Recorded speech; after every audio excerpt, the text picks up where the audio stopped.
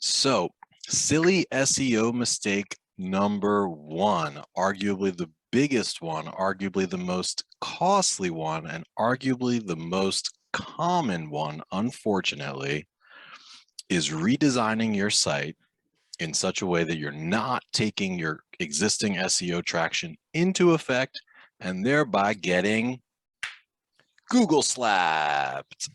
You would not be, or you would be amazed at how often we see this. Even big brands, even smart brands are redesigning their site. When I hear somebody's redesigning a site, the very first thing that comes to my mind is, oh my goodness, let's please not mess up this SEO. So that's thing number one. Thing number two is, hold up, let me see that. What? Huh? Thing number two is forgetting about some of the logical elements of Google's algorithm. As complex as it is, things like size of the site, the frequency of new content being posted are still important ranking factors. So you got to keep it current. Mistake number three is not aligning your content creation efforts with the right business goals. A lot of times business goals happen over here, the editorial calendar, the publishing schedule, whatever you want to say. The keyword targeting matrix happens over here. Let's get those two teams talking together so that we can zero in on not just SEO for SEO's sake, but SEO for the sake of building your business, growing your business, getting new clients. Mistake number four, not using canonical links when publishing or syndicating duplicate content.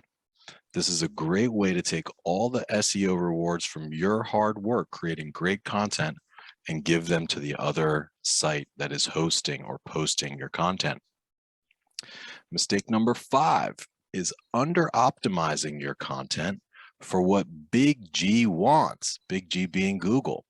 So the core ranking correlation software almost always shows that pages would rank better with more keyword density. So we don't want to stuff the pages with keywords. Like the old SEO joke says, an SEO walks into a bar, comma, pub, comma, watering hole, comma. Like we don't want to be that blatant about it, but we need to use our primary target keywords in the right ways. And we need to have secondary keywords that make sense, latent semantically. Mistake number six, focusing too much on technical SEO. Sure, you want to have the basics covered in that regard, but you don't need to obsess over it.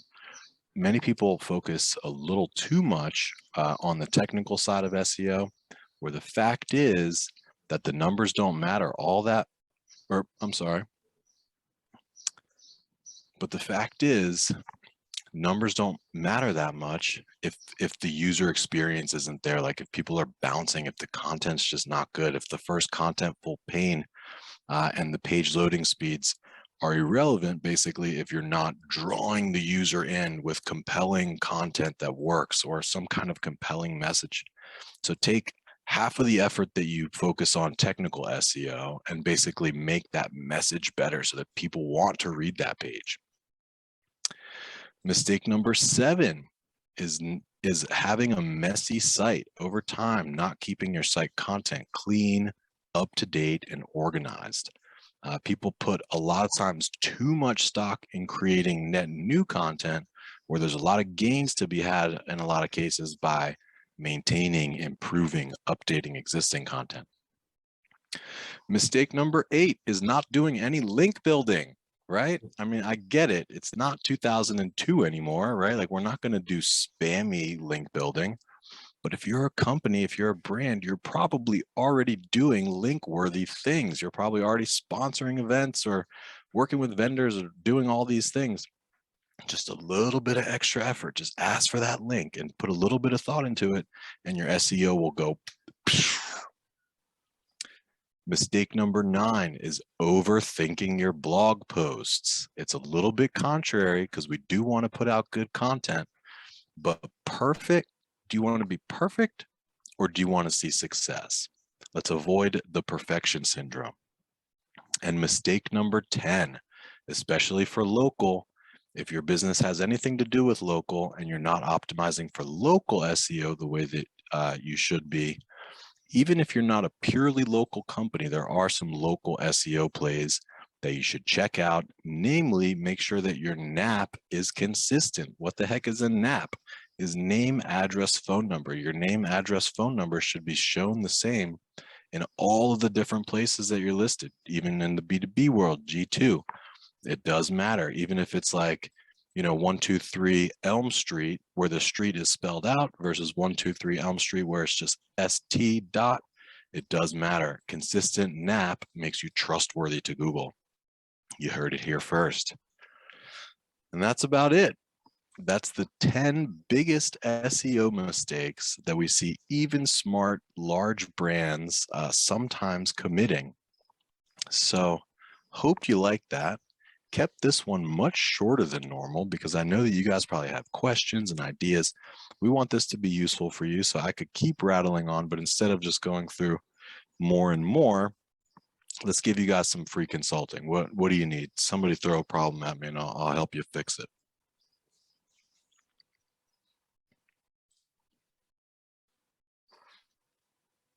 Or a question or an idea. Was I on mute that whole time? No, I wasn't. No, you were good. You were good. Chris, while we're waiting to field some questions, I'm curious if you could take us back to a big SEO mistake. It's a bit of a throwback, but it's something you've talked about in the past. This idea of sort of blogging by committee, and the alternate of that, which is, if you remember, Ninja Jedi blogging, and how to execute that.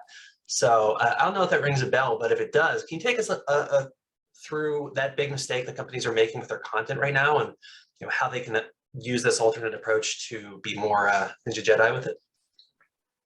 Of course, I remember Ninja Jedi blogging. How could I forget such a distinctive buzzword? It's a very technical term for basically doing keyword research that aligns well with the goals that you're trying to achieve, with the products that you're trying to offer, with the intent levels that you're looking for, and then to create really useful content around those things. Versus what most brands do is like, hey, we got to be blogging. Everybody agrees, cool, let's blog. Hey, what do we blog about? And then it just kind of goes into like, well, I don't know. What do you think we should blog about? How are you making your decisions on what content you're publishing to the blog, as well as what case studies you're publishing? Is it sort of by default? Is it kind of on autopilot? Is it one group making those decisions over here where the SEO team is sitting over there? Because if so, get them in the same room. Ninja Jedi blogging is this idea about basically doing keyword research and then creating content in themes. So like, let's say you sell flowers and shoes and phones. I'm just like making stuff up. But let's say that you sell 4 different things. You could create content each week about different things, but it gets you a lot more mileage out of your content if you create a group of pages that are all about flowers. Maybe they're about different types of flowers. Maybe you've got one page catering more toward the DIY thing and one page that talks more about the full service done for you. But find ways to write about different aspects of flowers or of that topic for different audiences based on where they are in that funnel. If they're really up early in the funnel, it might be like a what is blank type of a page, just like an informational type of a term that you're targeting. Then you might have something in the middle of the funnel that's like pros and cons of this, or something, something geared toward an audience that's kind of in that consideration phase. And then of course you might have some really down funnel, some really bottom of the funnel content that would be appealing to somebody who's made a decision already to purchase and just needs some of the details. So think about creating content in themes, because you get 2 important benefits from that. One is that Google notices that, and you get a strong jolt of relevancy there in your site for flowers or for whatever that product is. But then 2 is that if you do it in a way that is thoughtful enough, you could probably take all 4 or 5 pieces of content about flour, stitch them all together into a nice premium content piece. Maybe it's a white paper, or maybe it's a script for your next webinar, or what have you. You can then use that content in your email list. You could use that content in your paid media programs. So if you put a little bit of thought into the program, you can really do it in a strategic way that's taking the keywords you want to rank for into account, but it's also taking the audiences and their informational needs into account. And it's really just feeding your demand gen engine. Love it. And Lynn has a really great follow-up question. So frequency, how often should we blog? Is there a magic number? I'd say like once a week is kind of the rule of thumb, but the more the merrier. The more the merrier. I mean, there's a lot of studies that have been done, and it makes a lot of sense. You know, simply creating more content generally is going to lead to more traffic and more ranking. But there's definitely a quality component, and there's a balance. Like, you don't want to be a perfectionist over here and only publish something quarterly. So you want to get into at least weekly cadence. If you can do it twice weekly, that's even better. Yep, makes sense. I want to jump back to the first mistake that you talked about, Chris, which is this redesign slab. Now, I remember when I first joined WebMechanix, we were, I think, in the midst of helping a client through recovering from redesign slab. And still today, it's something that we see happening with clients time and time again. What is that mistake that brands keep making when, like, is it like the hiring process, who they're hiring to do the redesign, or like what are those red flags that they should look out for, and what should they do instead? Like, take us through that process. So I think it's important for brands to understand that anybody pitching a redesign probably is going to include the word SEO. They'll probably mention SEO. They'll probably say that they do SEO and that they're good at SEO, or that they will, ensure that the SEO transfers over. But you really want to, like, the vendor that you're talking to, their DNA as a firm. Like, if their DNA is not in search, you should probably grab a consultant or, another agency just to oversee that portion of it. Because I've seen so many times, we'll be pitching for a redesign against another vendor. We are very, very strong in terms of SEO, so we're elaborating on that, and the prospect will say, oh yeah, the other guys are doing SEO too. We might lose that deal at that moment, but inevitably, like more times than not, that client will come back to us after and be like, man, we really got hit on organic search. This used to be a huge issue. Google has gotten smarter over the years, so like you might see a huge decline, but then quickly some improvement, but probably not to the levels that you were at before. So I think it's really important, when choosing a vendor, to really dig deep and vet their SEO chops, because you're talking to salespeople, right? Salespeople are going to naturally want to say anything that they think will help them get the deal. So it's really sad and unfortunate, because it costs a lot of money. I mean, it's a really expensive mistake for a lot of brands, especially if you're getting a lot of traffic. Yeah, for sure. Christina actually asked a great question. So do you have suggestions for SEO for businesses just getting going and getting started with their website, things to consider as they launch? Christina, if you're up for it and you want to jump on and fill in any details, I'd love to learn what the business is, because that has a lot of implications for the approach to SEO. Yeah, sure. So I'm just getting started with a hemp-based business. So we're running hemp-based products and getting ready to launch the website. We're really in early phases, so just looking for some suggestions. So the number one thing that I would do is keyword research. Like, whatever your niche is, you want to definitely do keyword research. You don't have to spend a whole month doing it, but you want to definitely identify what we call, a very technical term, your dream come true keyword. Your dream come true keyword, also known as your big daddy keyword. We just make up funny names, but your big daddy keyword is your highest volume keyword. And chances are you're not going to rank for that keyword, but you want to set the site up in such a way where you give yourself the best chance of ranking for that keyword.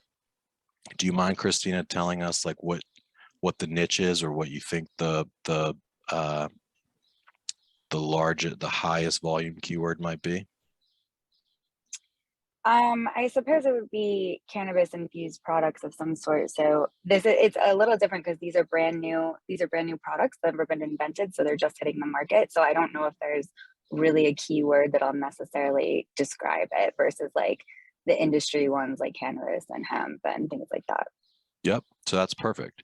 So yeah, what you would want to do is, and it's probably, if I had to guess, depending on the category it was, like it might be something specific like gummies, or it might be, just in general, like medical, like it might be medical marijuana. I don't know what it would be, but it probably would be medical marijuana or something to that tune. Maybe it would include the word cannabis, but like, let's just say it's cannabis, right? The word is probably not that, it's probably something else. So what you would want to do in a perfect world is whatever domain that you register, make sure that either your primary target, like your Big Daddy keyword, appears before the .com in that domain, or even partially. So like, let's just say that the highest volume and most relevant term would be like medical marijuana products. So you might not, that might be a little too long. Like you want the domain to be keyword dense and brandable. Brandable meaning like kind of rolls off the tongue. It's pretty short. It's kind of easy to type into the browser. But if you can get your primary target keyword, or even just any of the high volume keywords before the .com in the domain, you're going to have a big leg up. If you read Google's documentation, they'll tell you that they've discounted the value of exact match domains. That's what they call it, when the keyword is exactly in the domain itself. They call it an exact match domain. Google will say that they have discounted the weighting of that ranking factor, and maybe they have, but it still makes a really big difference. But the second thing that you want to do while doing your homepage basically is going to be written and optimized around your highest volume Big Daddy keyword, right? But then you also want to identify the higher volume kind of like the other really attractive keywords. They may not have 100,000 or 200,000 searches a month. These usually would have more like 10,000, 20,000, 30,000, 40,000. But any of those keywords that you would really like to rank for, you basically want to make those like your top tier navigation. And it's really easy in an e-commerce setting. But say that you have 5 products. It would be a mistake to just have, from an SEO perspective, it would be a mistake to have a flyout menu where it says products and all of your products are linked under that. You'll be much better off spreading those top 5 product categories across the main navigation, because that basically it's an information architecture play that really helps with crawlability, really helps with indexing, and it really helps with positioning those key pages, targeting your terms that are between 10,000 and 50,000 searches a month. It really positions them nicely to rank someday. So now, once you have those, you'll want to create a page for each of those. So now you've got your home page, you've got your 5, like what we would call tier 1 pages. Those are pages that are accessible from one link or from one single click from the home page. Those are your tier 1 pages. And by having those set up to be targeting your other super high value keywords, you're positioning yourself really well. But then you'll want to create a useful page for each of those. And in that way, you're not likely to rank number 1 on these terms, assuming that they're pretty competitive.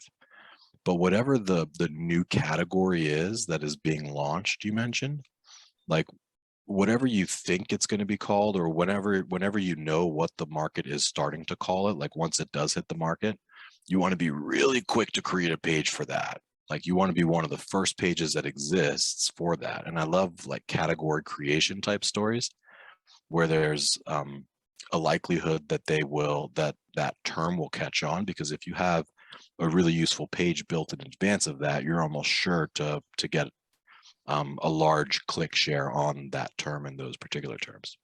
Oh, that's great to know. Okay. Yeah. But then what you want to do, so you've done keyword research to identify like the 5 big categories, right? So one of them might be gummies, or one of them might be this or that. So, so once you identify those, you want to search for those individually, one at a time within your keyword tool, and find the longer tail terms. Find like the, 3, 4, 5 word phrases that have like between 100 searches a month and maybe a couple thousand.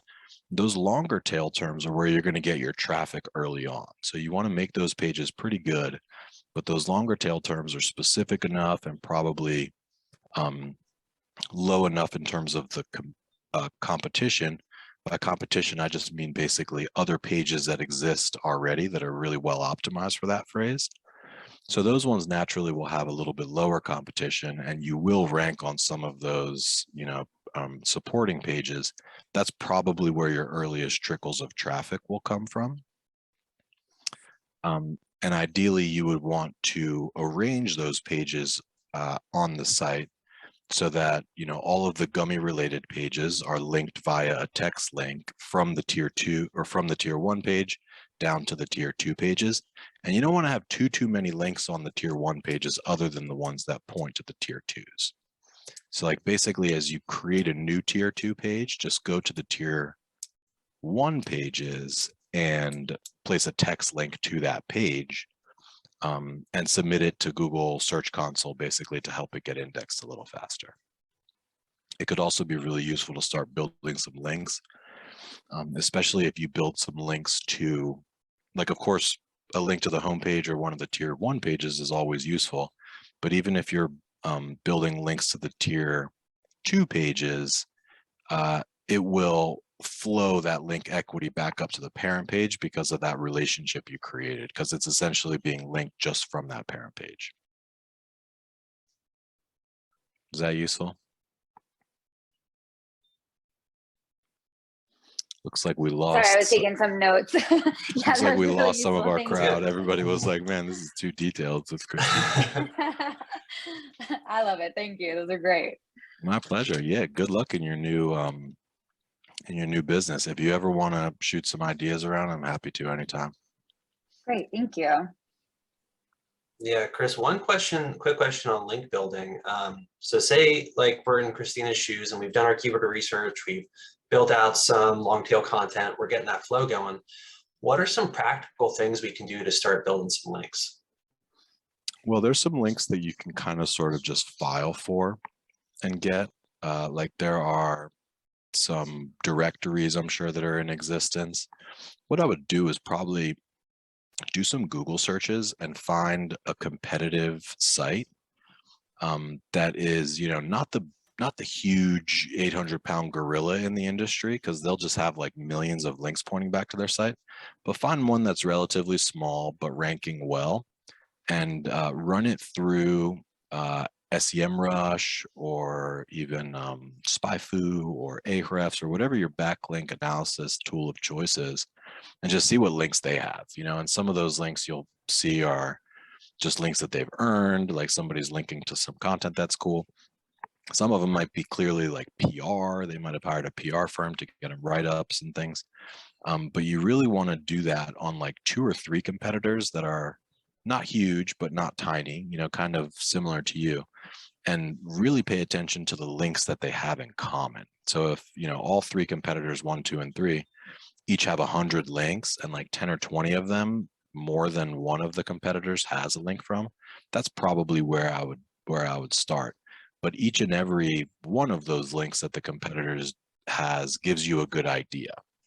Like you can see and infer, or sometimes you see directly like how they're going about generating those links. So that can be a good you know, a good way to get started on that approach. Yep. I also like links that also bring you business. So one thing you can do is, for example, start going on podcasts, right?